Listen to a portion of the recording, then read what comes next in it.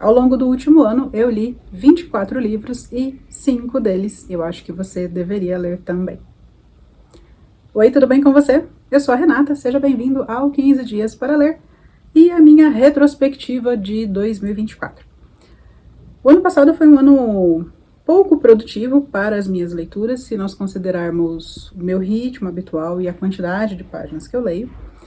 O que eu não considero nenhum demérito, né, ler um pouco menos do que o habitual. Quando eu observo o meu histórico no Scooby, fica bem evidente que as minhas leituras estão concentradas ou no começo do ano, ou no final do ano. No meio do ano estão concentradas bem as leituras que eu fiz com o intuito de melhorar mesmo, como algumas das obras de não ficção que eu vou mostrar aqui, que fizeram parte também já de um vídeo anterior sobre os hábitos e os livros que me ajudaram a atravessar esse período com depressão. Mas neste vídeo aqui a vibe é outra. Nós falaremos sobre o 2024 que deu certo. Nós temos aqui alguns favoritos, outros não tão favoritos assim, algumas surpresas, algumas decepções, enfim, os altos e baixos que compõem o ano de qualquer leitor. Começando pelos meus favoritos do ano, eu vou começar por um que não está aqui, para que eu não me esqueça dele. Um dos meus favoritos foi O Curioso Caso de Benjamin Button, do Fitzgerald, o que foi uma surpresa imensa para mim. Eu não esperava que eu fosse amar tanto este livro. Não sei, cadê meu exemplar? Eu li numa edição física, deixa eu pegar os dados dele aqui, foi daquela coleção Folha, com tradução de Rodrigo Broiner. E eu amei o livro de uma tal forma, e ele é um dos que eu indico como necessários para a vida. Gente, o enredo dele é meio batido, né? Todo mundo sabe que é a história de um homem que nasce velho e vai rejuvenescendo ao longo da vida. A história do livro é bem diferente da história do filme. Eu gostei do filme? Eu gostei, mas eu gostei muito mais do livro. E no livro fica muito mais evidente o tratamento de algumas questões sensíveis, como, por exemplo, o julgamento pela aparência, que é algo mais óbvio, talvez, pelo tema que o livro trata, mas especialmente pela questão de nós lidarmos com a nossa própria finitude e também com as nossas vulnerabilidades. A comparação da nossa fragilidade no início e no final da vida é sensacional. Segundo, dentre os meus favoritos, foi o Nossa Senhora do Nilo, da Scholastic Mukasonga. Esse livro foi um presente, ganhei lá do Carlos, do Livros e Books, acertou em cheio. Ele viu esse livro na minha lista de 50 livros para ler antes dos 50 anos, me presenteou com esse exemplar e eu amei. É uma publicação da editora Nós, com tradução de Marília Garcia. E esse livro, ele trata de um drama que tem um fundo histórico. A autora desse livro é ruandesa. E a Ruanda foi colonizada pela Bélgica. E na época da colonização, a Bélgica estabeleceu alguns preferidos, entre muitas aspas, né, numa questão colonizadora. Ela simpatizou mais com a etnia Tutsi. E após o processo de independência de Ruanda, quem ascendeu ao poder foi uma outra etnia, os Hutus. Então, existia essa mágoa dos Hutus em relação aos Tutsis, né, que eram considerados preferidos, mais uma vez entre muitas aspas, pelos belgas, e então os Tutsi passaram a ser perseguidos pelos Hutus. O que é que esse livro trata? Ele fala sobre o efeito desse conflito étnico no cotidiano de alunas de um colégio católico de elite em Ruanda. As alunas desse colégio são filhas de milionários, políticos, pessoas muito poderosas. Exceto algumas poucas que são bolsistas, a maioria delas é muito rica. E esse conflito reflete dentro do colégio e começa a rolar um jogo de poder ali entre as alunas que, evidentemente, não tem como terminar bem, né? Então, é um livro muito sério, um livro muito bem escrito também, e com uma narrativa que te deixa ali sem fôlego. Você precisa saber o que é que vai acontecer nos próximos capítulos. Outro favorito foi o Americana. Eu já vi esse livro sendo pronunciado de diversas formas. E no contexto dele, esse nome é em relação a pessoas que estavam morando na Nigéria, foram para os Estados Unidos e ficaram americanas. Então, é nesse contexto de deboche que é definido o nome desse livro, e eu não consigo pensar nele de outra forma. É uma obra da Chimamanda Ngozi Adichie, publicada pela Companhia das Letras, com a tradução da Júlia Romeu. Vocês vão observar aqui, ao longo desse vídeo, que eu li majoritariamente livros curtos. E olha o tamanho desse aqui. Foi um dos poucos livros compridos que conseguiu captar a minha atenção. Então, eu já fiquei muito impressionada por concluir esse livro, embora eu tenha demorado para ler. Então, eu já fiquei admirada por isso. E eu gostei demais de como ela vai amarrando as histórias. O que é que nós temos aqui? 2 protagonistas. No começo do livro, nós sabemos que eles não estão mais juntos, mas sabemos que eles estiveram e que em dado momento foi cada um para um canto. Então nós temos a Efemelu, que está morando nos Estados Unidos, e ela se recorda do amor de juventude dela, que por sua vez também não ficou na Nigéria, ele foi morar na Inglaterra. Nós temos uma alternância entre passado e presente, e também entre a vida da Efemelu e do amor dela, que eu esqueci o nome, peraí, deixa eu ver. Achei aqui, Omise. E a Efemelu é um personagem que me deu muita raiva em alguns momentos, e eu gosto disso. Eu gosto quando o livro é bem escrito, o enredo é bem trabalhado e a protagonista é tremendamente humana. Enfim, ela se muda então da Nigéria para os Estados Unidos, vive o conflito natural que qualquer pessoa que muda de país vive, mas agravado por algumas questões que a Chimamanda gosta muito de abordar nos livros dela, que são a visão estreita que muitos países do Ocidente, incluindo os Estados Unidos, têm a respeito das diversas culturas de países africanos. E eu gosto muito da forma como ela faz isso, eu gosto desse tema também, que inclusive foi muito presente em um livro que eu já resenhei aqui, que era de uma escritora do Zimbábue. Era o Precisamos de Novos Nomes. Tem vídeo para ele aqui, vou deixar aqui no card também. Voltando aqui para o livro da Chimamanda, então ela aborda tanto esse choque do país ocidental em relação ao continente africano, quanto os conflitos culturais que existem entre as pessoas dos diferentes países africanos que estão fora. Gente, tem muito mais tema do que isso para falar no livro, mas ficaria muito grande para falar aqui. Um outro favorito foi o Quarto de Despejo, da Carolina Maria de Jesus, segunda indicação de livros que deveriam ser lidos por mais pessoas e que fica aqui como sugestão para que você inclua nas suas listas de 2025. Mas por que esse livro me impressionou tanto e por que eu quero que ele seja ainda mais lido e conhecido do que ele já é? E, gente, ser conhecido de uma forma voluntária, tá? Porque eu sei que é um livro que cai em vestibular, então ele é leitura obrigatória de muita gente. Eu gostaria que ele fosse leitura espontânea de mais pessoas. A Carolina me impressionou muito pela lucidez. Ela é tremendamente inteligente e ela tem um senso de realidade muito apurado. E isso não deveria, assim, ser surpresa, porque ela é conhecida como uma pessoa muito crítica, que se posicionou a respeito das desigualdades da época dela. Por que isso surpreende? Porque ela só estudou até o 2º ano. Ela mal foi alfabetizada na escola. Então, uma mulher não escolarizada, autodidata e muito crítica na forma de ler os livros a que ela teve acesso e de consumir também as notícias. É claro que temas como a fome, a necessidade dessa mãe de oferecer comida para os filhos, a preocupação dela com o futuro que as crianças teriam, que tipo de pessoas estão convivendo com os filhos dela, são assuntos bem constantes no livro. Apesar de ser um livro triste, um livro sério, em várias situações ela trata do que ela vê, do que ela não gosta, com certo deboche. Especialmente quando ela vai falar sobre a vizinhança dela e sobre como aquelas pessoas vivem e como ela acha tudo aquilo uma baixeza. Então ela é essa pessoa que faz o diferente, que pensa o diferente e, evidentemente, é julgada por isso. Eu não tenho ele aqui porque eu li esse livro emprestado. Obrigada, Ana.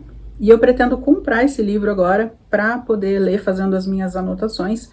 Um outro livro favoritadíssimo e que eu li bem no começo do ano foi As Margens e o Ditado, da Helena Ferrante.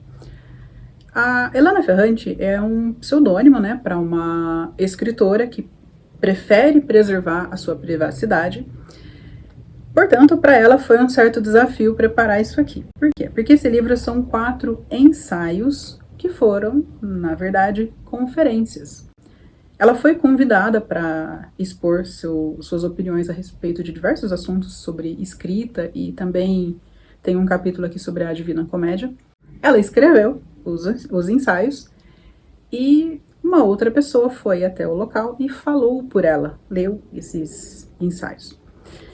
E eu amei a forma como a Helena Ferrante escreve aqui sobre o ofício da escrita, sobre como ela era enquanto leitora, como ela se descobriu escrevendo, como ela chegou ao estilo dela, que hoje é, sem dúvidas, um dos mais marcantes da literatura contemporânea, e bem diferentes também.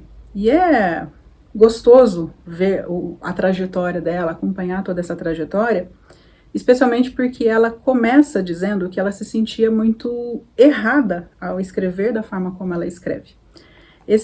As margens e o ditado aqui tem algo a ver com o que ela fala a respeito do que era o caderno para ela. O caderno tinha margens e linhas, que para ela funcionavam como se fossem uma jaula, uma gaiola, da qual ela não teria como escapar. Então, nesse livro, ela vai nos mostrando esse caminho dela para fora dessas margens, até chegar ao estilo que ela tem hoje. A forma como ela escreve esse livro nos amplia muito a nossa visão enquanto leitores. Embora eu não indique esse livro para todo mundo, eu acho que ele é mais interessante para quem já leu, não todas, porque eu mesma não li todos os livros dela, mas pelo menos alguns livros da Ferrante. E o último ensaio é mais interessante, sim, para quem já leu a Divina Comédia. Se você nunca leu, não é que vai ser uma leitura perdida, mas algumas referências não serão tão claras. Bom, dito tudo isso, amei o livro, uma publicação da editora Intrínseca com a tradução de Marcelo Lino. Continuando aqui, dentre os meus favoritos, Infocracia, Digitalização e a Crise da Democracia, do Byung-Chul Han, que é um filósofo sul-coreano que mora na Alemanha e escreve muito sobre a nossa relação com o mundo de agora. Nessa aqui, ao longo de alguns ensaios, ele escreve sobre o quanto a digitalização da informação, a distribuição de informações por algoritmos e a nossa dependência cada vez maior de internet e de redes sociais também, tem causado uma crise na democracia. Esse livro é composto por 5 ensaios. Todos eles são bem densos, requerem uma leitura bastante atenta. E eu não sei ainda se eu vou fazer algum vídeo para ele ou não, mas já fica aqui uma indicação, mais uma, de livros que você deveria ler. Esse aqui é um livro bastante urgente, bastante necessário, para nós repensarmos certas informações e especialmente desinformações a que damos um peso de verdade. Bom, vou continuar aqui falando de obras de não ficção, livros que eu considero muito importantes, mas que não chegaram a ser favoritos. 2 deles foram muito úteis para mim, e eu até falo um pouco mais sobre o minimalismo digital, especialmente, e o Mude Seus Horários, Mude Sua Vida, nesse último vídeo que eu postei. Lá eu falo um pouco também sobre o Infocracia. Se você não quiser ver o vídeo todo, que é comprido, tem a minutagem lá, você consegue ir direto ao ponto em que eu falo sobre cada um desses livros, especialmente desse aqui, que eu falo mais. Minimalismo Digital foi um dos livros mais úteis e informativos que eu li no ano passado. Ele é do Cal Newport, publicado pela Alta Books, com a tradução de Carolina Gaio. Ele tem um subtítulo, né, que eu ignorei, Minimalismo Digital, para uma vida profunda em um mundo superficial. Sobre esse aqui eu vou falar pouquinho, porque eu já comentei muito no outro vídeo. Ele propõe aqui um uso mais intencional de internet, especialmente de redes sociais, e uma recuperação de lazeres analógicos que nós tínhamos antigamente. Ele não propõe aqui abandono de tecnologia, tá? É só um melhor uso dessas tecnologias que nós temos à nossa disposição. Bom, o outro livro que foi bastante importante, esse aqui é um livro mais sobre saúde, também está comentado lá no outro vídeo, Mude Seus Horários, Mude Sua Vida, do Dr. Suhas Ksirsagar. É um livro bem fora do padrão do que eu traria aqui para o canal, com tradução da Beatriz Medina. É um livro sobre saúde, ele fala sobre regulação do ciclo circadiano e da importância que existe em nós regularmos e cuidarmos bem do sono, alimentação e atividade física. Eu sabia que eu ia acabar esquecendo de algum livro que eu li aqui no Kindle, né? Pois é, eu esqueci um desses de não ficção que foi importante para mim, que é o Zen para Distraídos, da Monja Coen. Ele me mostrou outras perspectivas a respeito do que é meditar e de como meditar. E eu achei que é um excelente livro de conforto. Sabe aquela obra assim, quando você não está muito bem e você quer dar uma levantada nos ânimos? Então, é um livro muito bom para isso. Entrando aqui nas releituras que eu fiz no ano passado. Esse aqui, eu até poderia dizer que é um livro que eu recomendo para todo mundo, mas eu já disse. Tem um vídeo antigo aqui de livros que deveriam ser mais conhecidos, e esse aqui está lá, que é A Vida Imortal, de Henrietta Lacks. Esse livro é um dos melhores casos de ética, ou melhor, de retrato da falta de ética no tratamento de material biológico. Para além disso, a situação é agravada aqui, porque a Henrietta Lacks viveu na época em que ainda existia a questão da segregação racial nos Estados Unidos, ainda muito forte.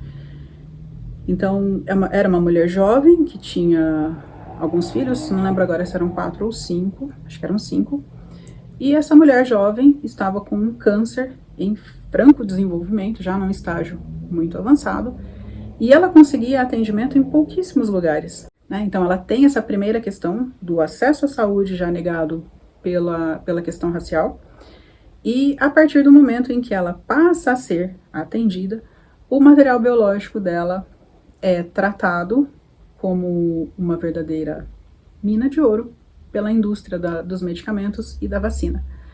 Existem muitos medicamentos que nós tomamos até hoje que foram desenvolvidos graças a uma característica das células, que são as células HeLa ou HeLa, que é a de se multiplicar praticamente infinitamente. Essas células ainda existem e ainda estão por aí. Por isso, a vida imortal de Henrietta Lacks. O material genético dela ainda está sendo usado, ainda está sendo explorado, mesmo que ela já esteja falecida há tantas décadas. É um livro muito bem escrito. Acho que foi a terceira vez que eu li esse livro esse ano, aliás, em 2024, e a cada releitura ele melhora para mim. Eu até verifiquei no site da Companhia das Letras se existia uma edição nova, uma edição revista, mas não. Porque é o seguinte, esse livro ele é de 2010, 2011, por aí, é 2010. E eu comprei ele na época do lançamento.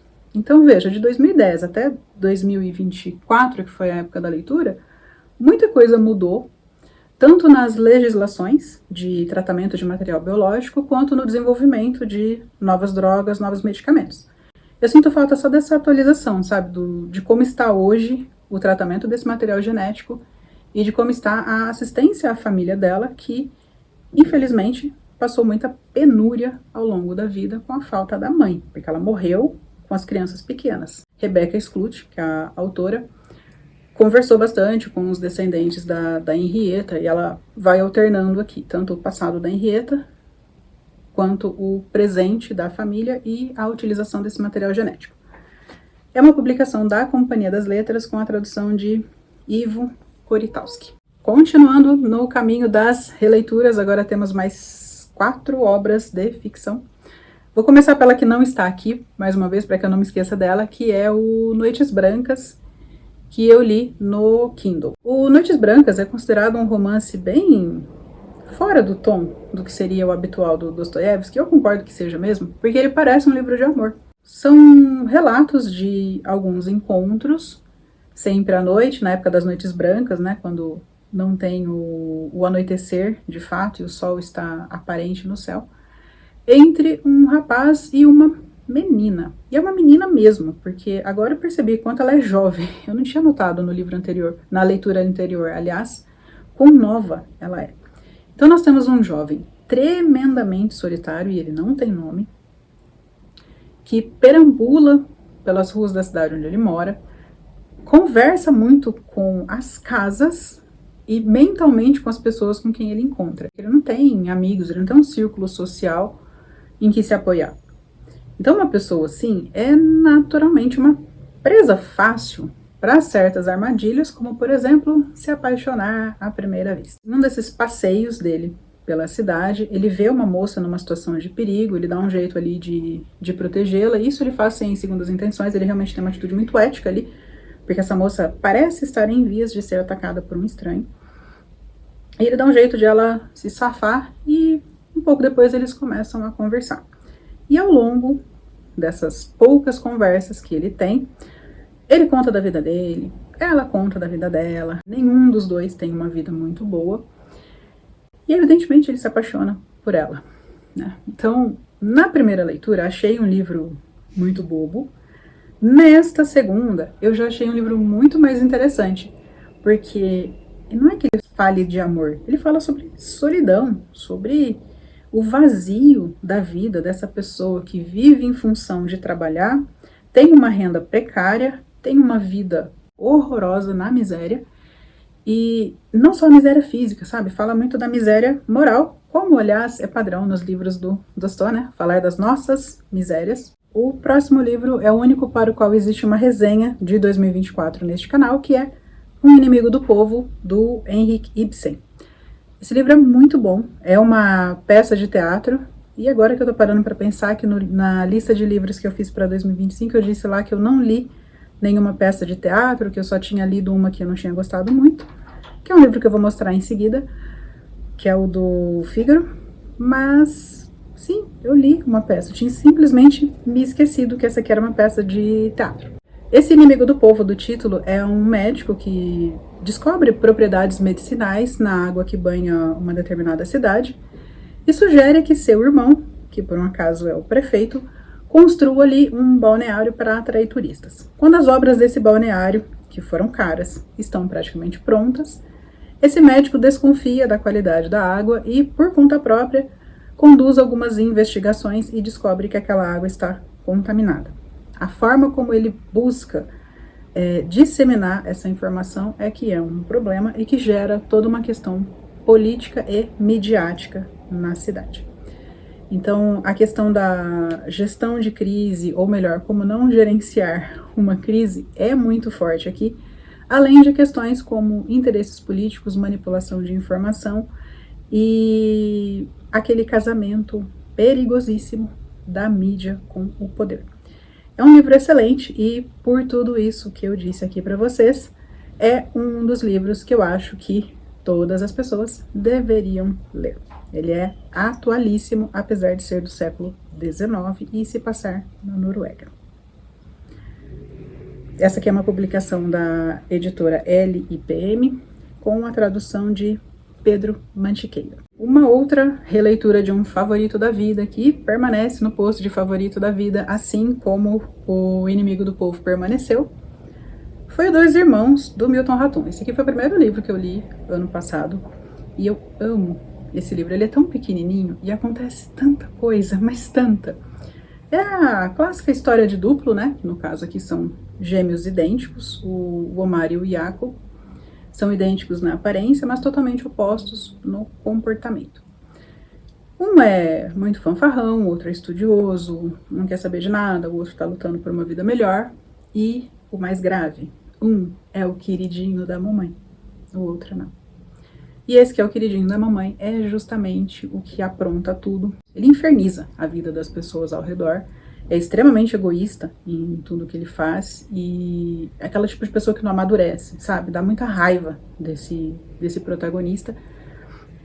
Então, a gente tem claramente uma torcida pelo outro irmão, que também não é santo. Uma recomendação que eu sempre faço toda vez que eu toco no assunto desse livro: não leia a sinopse. A sinopse entrega quem é o narrador desse livro. E você percebe que a narração dele é em primeira pessoa, mas ele está falando da mãe, do pai, dos gêmeos, da irmã dos gêmeos, e você fica, gente, mas quem é que está narrando esse livro? Porque esse é o núcleo familiar. Então, quando finalmente o narrador se revela, é uma surpresa bacana. Não é nenhuma reviravolta, assim. Eu só achei muito mais interessante descobrir quem era esse narrador depois de me perguntar tanto quem ele era. Nem demora tanto assim, eu já não me lembro mais em que página que é, mas, sei lá, deve ser página 50, 60...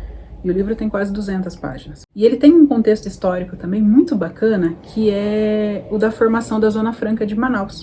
Além de ser uma história interessantíssima, é também um retrato urbanístico da memória de Manaus. Se eu não me engano, o Milton Ratum é arquiteto. Posso estar enganada, mas eu acho que ele é. Então isso confere uma camada mais interessante ainda para os cenários do livro. Agora vamos falar de releitura que, veja bem, não deu tão certo assim. Olha, eu tive que pagar a língua no passado. Eu sempre falei que o meu livro preferido do Machado de Assis era Esaú e Jacó. Também um caso de duplo, como o Dois Irmãos, do mesmo estilo aqui. Gêmeos idênticos que têm índoles completamente opostas. Eu continuo amando esse livro, ele é muito interessante, mas ele caiu do posto de favorito do autor. Nós temos dois extremos aqui, e o contexto aqui é outro, né? Época de Brasil ainda se descobrindo como república ou como império, então naturalmente temos aqui um monarquista e um republicano, e eles são opostos em tudo. Nesse caso aqui não existe a preferência materna por um ou por outro, nós temos aqui uma mãe bastante zelosa e muito aflita também com o futuro dos filhos. Só que qual é o fio condutor da história? O amor. E aí, gente, né? Eu com história romântica não funciono muito bem.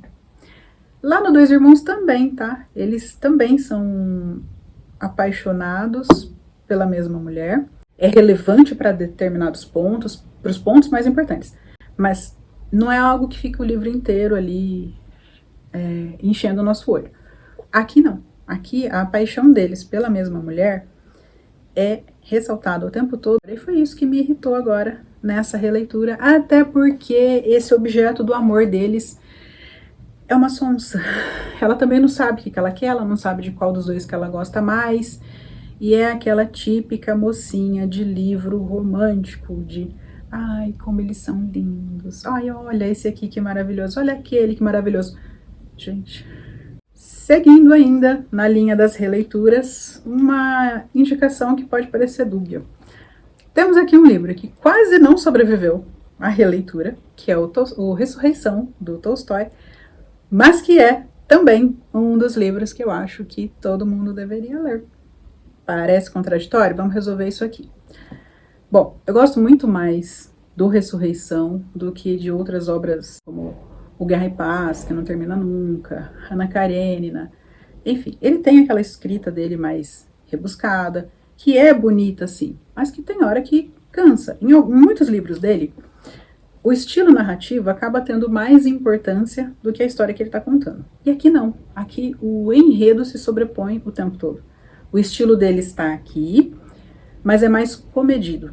Por isso que eu gosto mais desse livro do que dos outros. Qual é o problema nessa releitura? Eu achei o protagonista um pateta. Meu Deus do céu, que homem bobo. Mas isso não tira nem um pouco do mérito do livro, especialmente o mérito que o próprio Tolstói achou para essa obra. A escrita desse livro tem muito a ver com a história do próprio Tolstói. Primeiro, a ideia para escrever esse livro veio de uma conversa que ele teve com um jurista, que foi o mesmo jurista que deu a ideia do Irmãos Karamazov lá pro Dostoiévski, por sinal. Então vem dessa conversa em que ele fala que um conhecido dele, um nobre, foi ser jurado num processo e quando entra a acusada, quem é que era a acusada? Uma jovem a quem ele havia engravidado, quando era mais novo também, e que havia se tornado prostituta. Isso é basicamente o ponto de partida do enredo do Ressurreição. Bom, vamos voltar aqui no Tolstói. ele mesmo, enquanto jovem, também havia desgraçado a vida de uma jovenzinha criada de uma tia. Ponto. O Tolstói, no final da vida dele, teve uma questão financeira bem interessante. Ele já era rico, né? Ele vem de uma família boa, ele tinha muitas propriedades, enfim, ele não precisava do dinheiro da literatura para sobreviver. Então, mais no final da vida, ele abriu mão dos direitos autorais de toda a sua obra. O Tolstói se sensibilizou com um grupo de russos, deixa eu pegar o nome aqui porque eu não me lembro, do Kobori, que em russo significa lutadores de espírito. Essas pessoas tinham ideais religiosos que se afeiçoavam aos de Tolstói e praticavam um estilo de vida mais igualitário, comunitário. Ele move mundos e fundos para recuperar os direitos autorais de suas obras, para só então publicar o Ressurreição e garantir que esse dinheiro ajudasse um grupo de pessoas que precisava fugir da Rússia. Com o dinheiro do Tolstói, cerca de 10 mil pessoas dessa comunidade conseguiram se mudar da Rússia para o Canadá. Então elas conseguiram lá viver em paz, já que na Rússia elas estavam sendo perseguidas justamente pelo seu estilo de vida. O que é o livro? Que eu não falei. Bom, comentei lá do rapaz, né, que está no júri, que seria o enredo daqui, e é mesmo. Nós temos o Nekhlyudov, um príncipe, um nobre, muito tranquilo com sua vida, que é chamado para um júri e vê lá entrando a acusada quem? A moça a quem ele engravidou quando eles eram jovens. Ele tinha sido apaixonado por essa moça quando os dois eram bem adolescentes, mas quando ele cresceu, e o livro mostra essa questão do crescimento, da importância do crescimento, ele deu aquela entortada no caráter, e quando ele passou uma noite com esta moça à força, ele a deixou grávida e entregou o dinheiro para ela. Então, depois de tudo o que aconteceu, ela de fato foi ser prostituta, que foi o único jeito que ela conseguiu de sobreviver naquela época, e foi acusada injustamente de um crime que ela não cometeu. Finalmente, ele acorda para o fato de que ela caiu naquela vida por causa do que ele havia feito a ela, então ele passa a tentar salvá-la da condenação. É um livro interessantíssimo para discutir como era o sistema judicial russo, o sistema penal, de um modo geral. Essa tradução aqui que eu tenho é do Rubens Figueiredo, com a publicação da Companhia das Letras. Nossa, falei demais sobre esse livro. Vamos seguir adiante aqui, mas pelo menos acabaram as releituras. Próxima categoria aqui foram os livros que me surpreenderam, e eu tenho 5 deles aqui para comentar. Começando mais uma vez pelo que não está aqui, porque eu só li no Kindle, que foi O Grande Gatsby, do Fitzgerald. Também nessa edição da Antofágica, e desse eu anotei o nome do tradutor, foi o Rogério Galindo.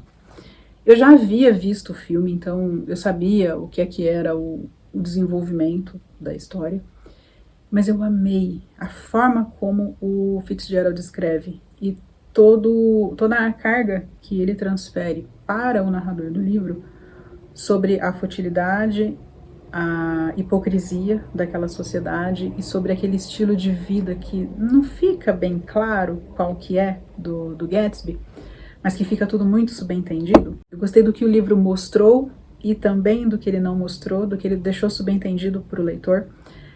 Eu acho que é essa a questão. Eu gostei do quanto esse livro não subestima a inteligência do leitor ao omitir certos fatos e ainda assim manter uma coerência absurda na história com o que foi mostrado e o que não foi. Os outros 4 eu tenho físicos aqui. Deixa eu começar por 2 que têm a ver um com o outro. Esses 2 livros que eu vou mostrar agora, eles têm um narrador parecido. São pessoas adultas recuperando memórias da infância ao observar a mãe enlouquecendo. Tema bem adequado para o ano passado, né? Mas enfim. Esse aqui, que é Os Abismos, eu li e eu ainda estava bem. Esse aqui, eu li sem saber do que era, mas eu amei. Ainda bem. Esses livros não me fizeram mal. Bom, por que eu tô deixando isso bem claro? Porque eu já vi gente falando que Os Abismos é um narrador infantil que não parece que é uma criança, mas não é, porque é uma adulta relembrando a infância. Vou começar por ele. Esse livro aqui, eu acho que ele também está na minha lista dos 50 anos, dos 50 livros para ler antes dos 50 anos. Todos estão, todos os 4 que eu vou mostrar aqui estão. Que bom. Bom, Os Abismos, da Pilar Quintana, uma escritora colombiana, traz então essa perspectiva da filha observando o comportamento pouco típico dos pais e especialmente o definhar da mãe. Essa mãe é uma pessoa muito estranha. Ela foi privada dos sonhos que ela tinha. E eu digo que ela é egoísta porque ela não filtra o que ela fala para a filha dela. Que ela sinta essa insatisfação, ok, é normal, né? É válido. Mas ela não filtra a forma como ela transmite tudo isso para a filha dela, que tem o mesmo nome que ela, por sinal, que é a Cláudia.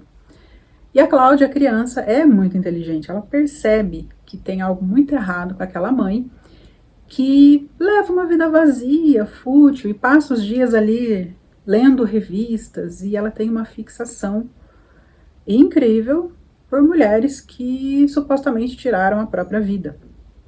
E a gente sabe que esse livro se passa nos anos 80, porque nessas revistas se comenta ali a morte da Karen Carpenter, da Princesa de Mônaco. Então o livro se passa nessa época. É difícil de a gente às vezes ter empatia pela Cláudia mãe, pela forma cruel como ela trata a Cláudia filha. E ela é cruel nas palavras e na ausência também. E o pai nessa história? Bom, o pai para a filha é tranquilo, ele é um bom pai. Só que ele não é um bom marido, porque ele não enxerga a esposa enquanto ser humano. E os abismos aqui, eles são os físicos e também os simbólicos, né? O apartamento onde essa família vive é no alto de um prédio, e é uma cobertura. E é também sobre os abismos internos, né? Entre o que você faz e o que você espera, entre o que você vê acontecer e o que você queria que acontecesse. Achei um livro muito bom. Não chegou a ser, assim, um favorito, mas eu acho que numa releitura talvez venha a ser. Essa aqui é uma publicação da editora Intrínseca com a tradução de Elisa Menezes.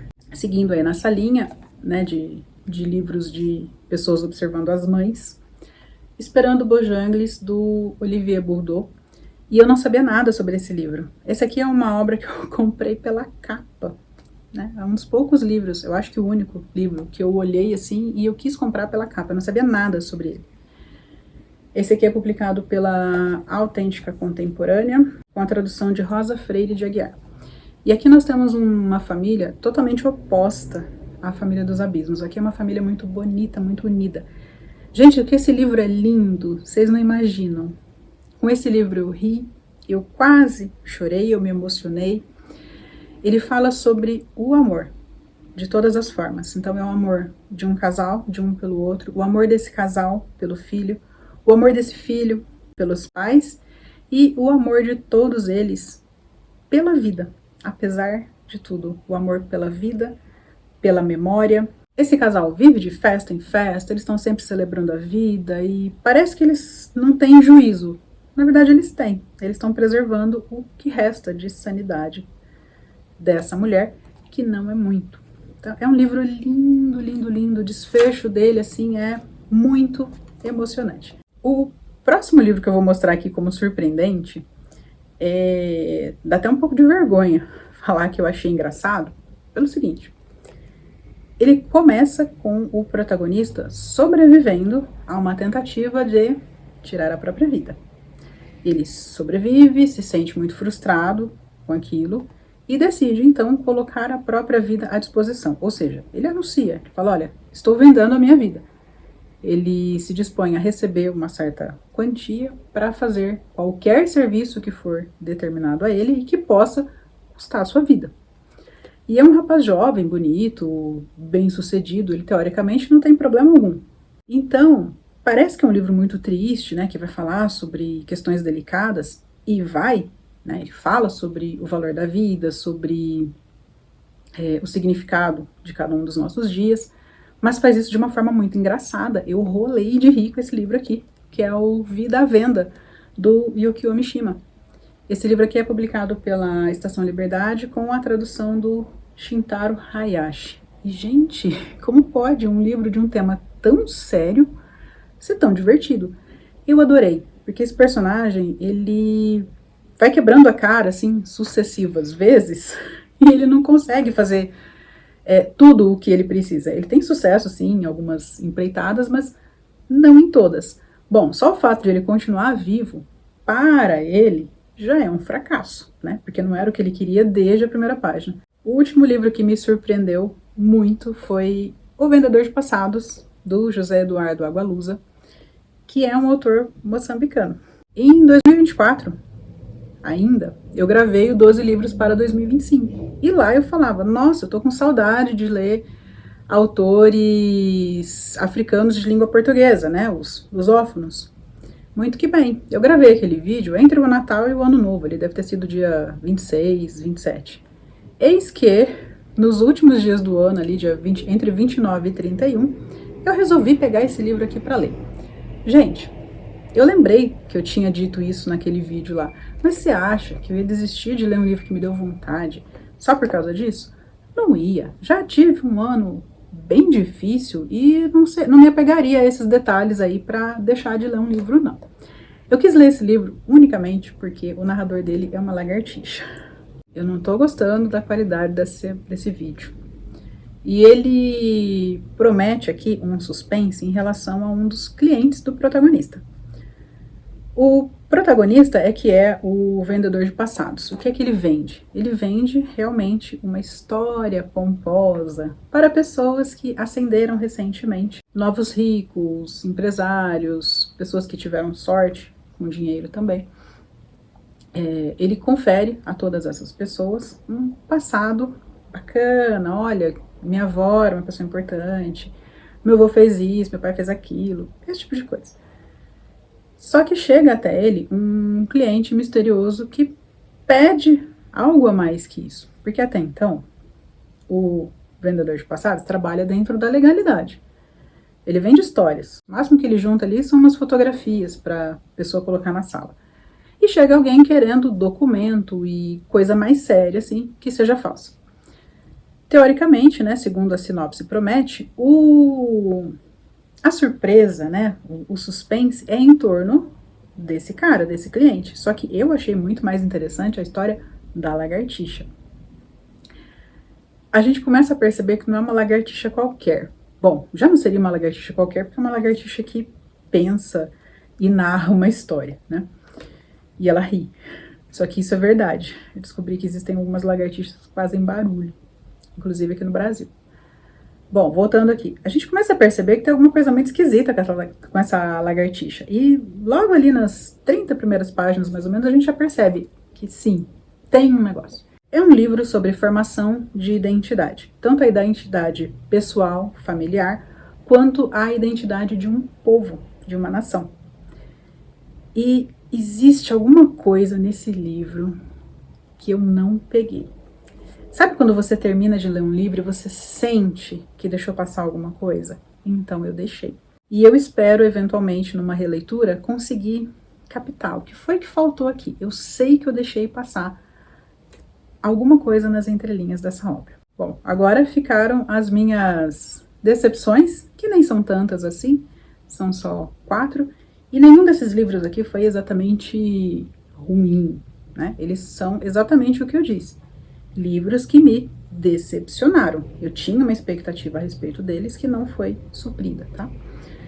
Deixa eu começar aqui pelo primeiro deles que eu li, e que foi a maior decepção, que foi As Bodas de Fígaro, do Beaumarchais. As Bodas de Fígaro são a minha segunda ópera favorita. É uma ópera muito engraçada, muito bem feita. Qual que é a questão aqui? Nós estamos falando de um livro escrito no século XVIII. E o Fígaro era um rapaz do povo, tanto o Fígaro quanto a noiva dele. Nessa época, ainda era incomum que pessoas da nobreza, da realeza ou ricos, de uma forma geral, fossem retratados como inferiores aos pobres. E é exatamente o que esse livro faz, porque ele coloca o Fígaro e a noiva dele como intelectualmente superiores aos seus patrões, intelectualmente e moralmente também, porque eles têm uma índole muito correta, apesar das trapalhadas que eles aprontam ao longo do livro, mas eles são seres humanos melhores do que os seus patrões e que os nobres da época. E isso, para a época, foi um escândalo. Essas obras do Beaumarchais foram, inclusive, censuradas. Ele gerou uma certa revolta, ainda que esse livro seja engraçado. É comédia.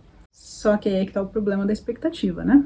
É comédia, mas não é uma comédia tão interessante quanto a sua adaptação. Porque as coisas acontecem de uma forma muito devagar. Talvez se eu nunca tivesse visto uma montagem das Bodas de Fígaro, eu tivesse gostado mais desse livro aqui. Enfim, é uma publicação da EDUSP com a tradução da maravilhosa Bárbara Eliodora. A próxima decepção vem também lá da minha lista dos 50 livros para ler antes dos 50 anos, que é Thérèse de Queyrou, do François Mauriac, que foi, inclusive, um vencedor de prêmio Nobel.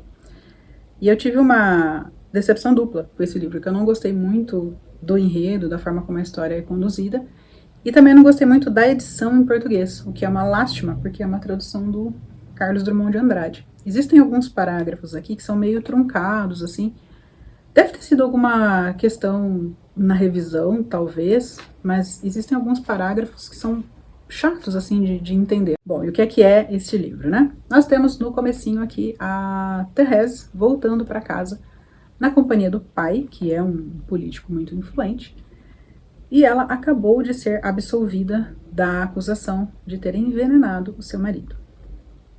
Bom, o começo do livro é um pouco nebuloso, porque ela começa a imaginar qual vai ser a reação do marido dela quando ela chegar em casa, o que vai acontecer com ela, com a filha dela, começa a pensar na repercussão desse caso para a mídia, que é claro que era a ser repercutido, porque o pai dela é político e a família dela é uma família de posses, é uma família que tem uma certa relevância na região onde eles moram. Mas ela começa também a pensar no passado dela. Então nós vamos montando ao longo do livro qual foi a história da Thérèse e o que é que aconteceu com ela para ela chegar às beiras de um assassinato. É uma história que parece interessante, bom, eu acho interessante até, mas a forma como os fatos foram sendo apresentados é que não me agradou muito. Esse livro aborda algumas questões que são interessantes, como, por exemplo, o antissemitismo. Existe uma família judia aqui que é bastante hostilizada, especialmente um rapaz. Existe toda aquela questão também do casamento arranjado ou do casamento por conveniência para a preservação da posse, o papel da mulher nos séculos passados, a falta de relevância intelectual de certos membros da elite. A Thérèse é uma mulher muito culta e ela sente falta dessa cultura no marido dela, a quem ela julga só um homem tacanho. É um cara que, ok, tem um pouco de dinheiro, embora ela tenha muito mais, mas um tempinho de cultura. Então viver nesse ambiente intelectualmente pobre é uma prisão para Thérèse. Claro que a gente não concorda com as atitudes que ela toma, mas é possível compreender em que universo ela vive. Como eu disse, é um livro que me decepcionou, mas não chega a ser ruim. Os outros dois, bom, deixa eu começar por esse aqui, que ele é mais difícil falar sobre ele. Felizes os Felizes, da Yasmina Reza, que tem uma estrutura interessantíssima. Eu gostei dele, da forma como ele é escrito, que são diversos textos, cada um com o nome de um personagem. Ó, você vê aqui no índice, são só nomes que dão abertura aos capítulos. E conforme você lê uma história, lê outra, você vai entendendo qual é a dinâmica entre esses personagens e o que é que eles têm a ver uns com os outros. Num primeiro momento, parece um livro de contos, mas não é. É só um entremeado de histórias que formam um todo. Algumas histórias são engraçadas, algumas são tristes, outras são traumáticas.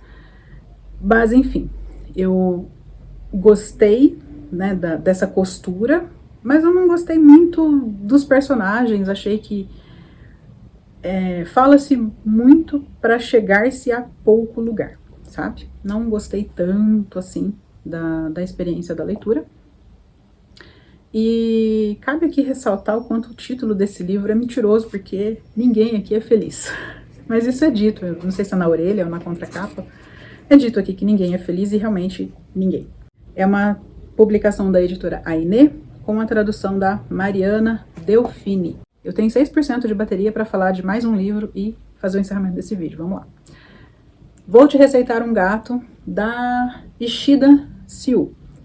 E o livro é exatamente isso que o nome diz. São pessoas em algum momento de dificuldade da vida, por razões distintas, que escutam falar, assim, é sempre uma conversa alheia, é sempre uma indicação meio nebulosa, de uma clínica onde há um doutor que vai resolver o seu problema. E elas chegam até essa clínica esperando encontrar um psiquiatra. E elas esperam receber uma receita, uma prescrição médica. E elas saem de lá com um gato. Então, como eu disse, o livro é exatamente isso que o título diz. É um livro muito fofo para quem tem gato, porque a gente começa a observar o comportamento dos gato-terapeutas aqui e lembrar dos nossos próprios bichanos. Então, ele tem essa coisa da fofura, da simpatia, ou não, dos gatos, que gato também é um bicho muito genioso. Então, essa parte é indiscutivelmente interessante, mas havia outros meios do livro nos conduzir para o fim que ele apresenta. É isso. O fim não combina com o resto do livro. Mas, para quem gosta de gato, fica a recomendação. É um livro bonitinho, como eu disse, foi um bom passatempo. Mas para esse aqui não vai ter releitura não, esse aqui logo logo deve ir embora. É uma publicação também da editora Intrínseca, com a tradução de Eunice Suenaga. Consegui. Bom, muito obrigada por você ter me acompanhado até aqui.